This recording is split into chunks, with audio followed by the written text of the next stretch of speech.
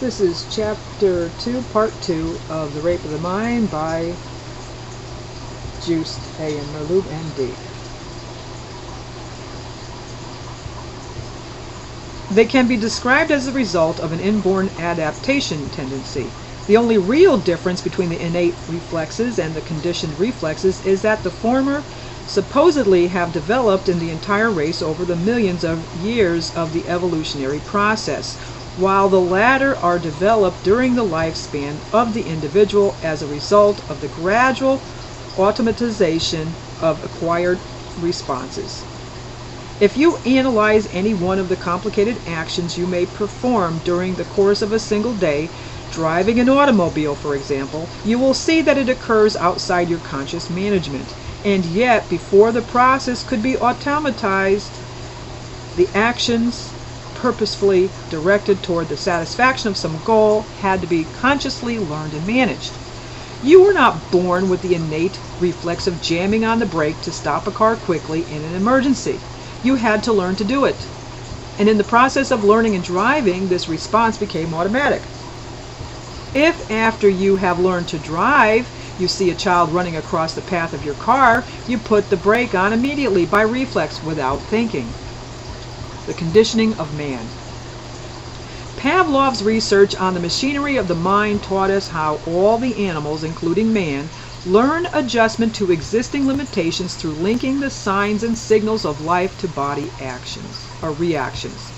The mind creates a relationship between repeated simultaneous occurrences, and the body reacts to the connections the mind forms.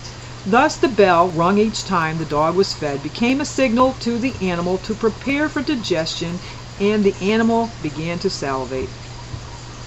Recent experiments conducted by Gregory Razran of Queen's College show how men may develop these same kinds of responses. Dr. Razran treated a group of 20 college students to a series of free luncheons, at which music was played or pictures shown. After the final luncheon, these 20 students were brought together with another group who had not been luncheon guests. At this meeting, as at the luncheons, music was played and pictures shown, and all the students were asked to tell what the music and pictures made them think of. The music and the pictures generally reminded the first group of something related to eating, but had no such associations for the second group. There was obviously a temporary connection in the minds of the luncheon guests between the music and the pictures on the one hand and eating on the other. The Chinese did their mass conditioning in an even simpler way. After having taught the prisoners for days to write down all possible nonsense and political lies, in an atmosphere of utter confusion and stress, they were ripe to sign collectively the lie of having taken part in germ warfare. And that's from Winokur. All conditioned reflexes are involuntary, temporary adjustments to pressures which create an apparent connection between stimuli which may be in fact totally unrelated. For this reason, the conditioned reflex is not necessarily permanently imprinted on the individual, but can gradually disappear.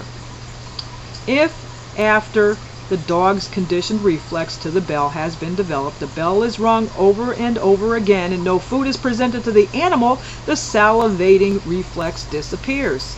Doubtless, Dr. Razran's students will not always think of food when they hear music. We could describe the conditioned reflex another way. It is a selected response of the mind-body unit to a given stimulus. The ways in which the stimulus and the response are connected vary considerably.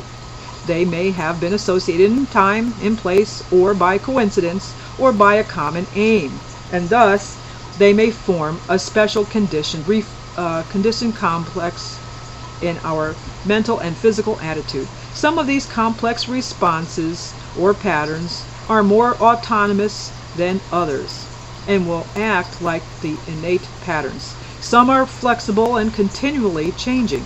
Analysis of some of the psychosomatic diseases, for example, shows us how our inner emotional attitudes can intensify or even change a conditional response. Stomach ulcers is an example of such a psychosomatic disease. It may arise when the body manufactures too much hydrochloric acid, which is necessary for the digestion of food. The stomach ulcer patient is a person who reacts to strong emotions, especially repressed hostility, with an excessive secretion of hydrochloric acid. The innate secretion reflex, favorable for the digestion in case of hunger, grows into an unfavorable condition reflex where hunger and aggression mutually increase the hydrochloric acid secretion. Gradually, more and more of the sour fluid is manufactured until finally the patient finds himself suffering from ulcers. The stomach consumes, as it were, its own tissue. This same paradox may be seen in many educational processes. The mother who puts her child on too rigid feeding schedule may change the child's favorable response to hunger into a stubborn reaction against feeding. For our purpose, we have to be aware that conditioning takes place throughout all our lives in the most subtle and in the most obvious ways. We discover that the molding of our personalities may occur in 1,000-fold ways through such matters as these: the meal training given in early childhood, the harshness or the musical tone of the words spoken to us, the sense of haste in our surroundings, the steadiness of family habits or the chaos of neurotic parents, the noises of our machines, the reservedness of our friends, the discipline of our schools, and the competitiveness of our clubs. We are even conditioned by such things as the frailty of our toys and the coziness of our homes, the steadiness of traditions or the chaos of a revolution. The artist and the engineer, the teacher and the friend, the uncle or aunt and the servant, they all give shape to our behavior. Isolation and other factors in conditioning. Pavlov made another significant discovery. The conditioned reflex could be developed most easily in a quiet laboratory with a minimum of disturbing stimuli. Every trainer of animals knows this from his own experience. Isolation and the patient repetition of stimuli are required to tame wild animals.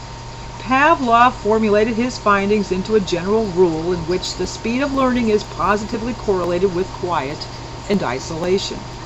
The totalitarians have followed this rule. They know that they can condition their political victims most quickly if they are kept in isolation. In the totalitarian technique of thought control, the same isolation applied to the individual is applied also to groups of people. This is the reason the civilian populations of the totalitarian countries are not permitted to travel freely and are kept away from mental and political contamination. It is the reason, too, for the solitary confinement cell and the prison camp.